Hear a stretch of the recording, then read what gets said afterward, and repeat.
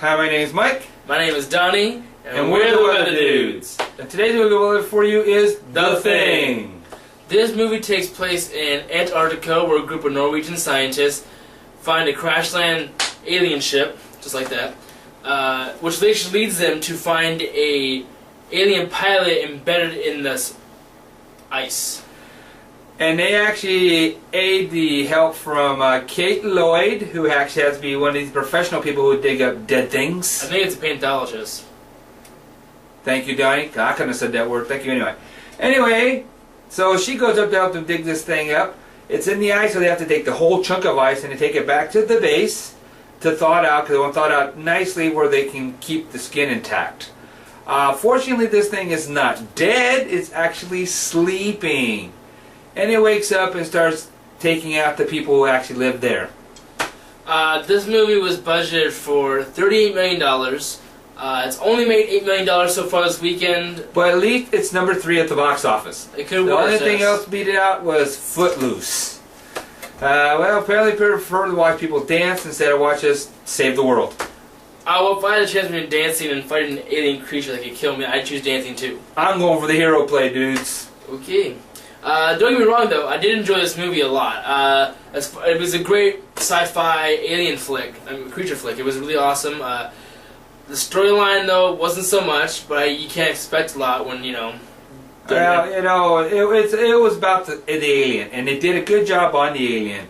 They didn't use the CG as much. They used some, but not a whole lot. They used more suits. They used animatronic type stuff. It actually looked realistic. So the movie's not really about... It's about the alien itself. So talking about a storyline, I don't know about that. It actually stuck. It stuck really. It had the same feel as the original one from John Carpenter. Unfortunately, I can't say much about that one, though, because I haven't seen the original John Carpenter one, so I can't hold them in comparison. I'm holding it as its own, which I do think he did pretty good, as the fact that, you know... Yeah, well, you know, really what's wrong with these guys, because they were dealing with an alien, they should have asked for some experts to come and help. They wouldn't have had this disaster problem. And you know who should have called? They should have called Tommy Lee Jones and Will Smith, because they battle aliens daily. They buy aliens all the time. In New York City. That's a crazy, crazy place to do it at. Anyway... Another thing I liked about this movie was the fact that this one actually left off right where the original John Carpenter version starts, where the dog is running across the ice and they're trying to shoot him down with the helicopter. They both did the same thing. They ended that way. It started that way. The John Carpenter version did. So that was really good. They stuck to the storyline really close to that. Yeah, like I said, I can't say much about that because I haven't seen it, but I do think it was really good. I thought it was really cool the way it was ended. I mean, yeah.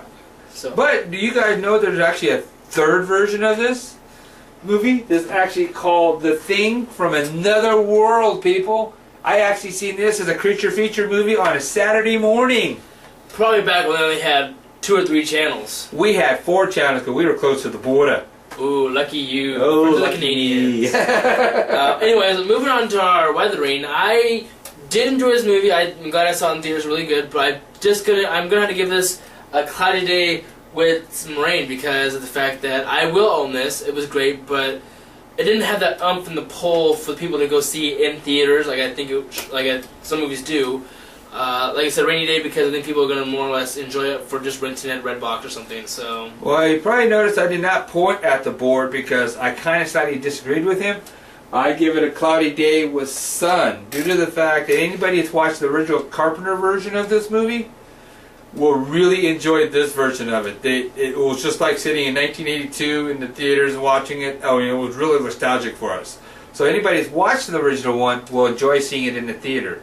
Anybody who's actually a sci-fi buff need to own it to their library, and I definitely have it in my library for sure. I'm into some. I like me a good sci-fi movie once in a while, so that's why I'm definitely going to own it too. So we allowed ourselves to disagree. Normally we don't disagree on movies, but the last 2 were just kind of...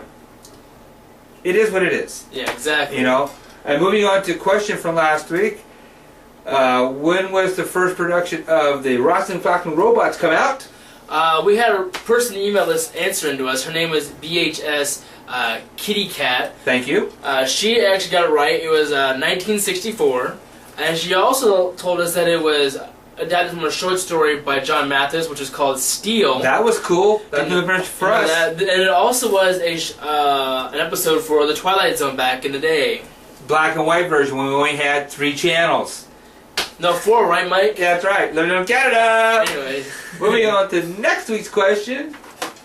In the original thing, the black and white version, when was it written? And who played the character, the bad guy?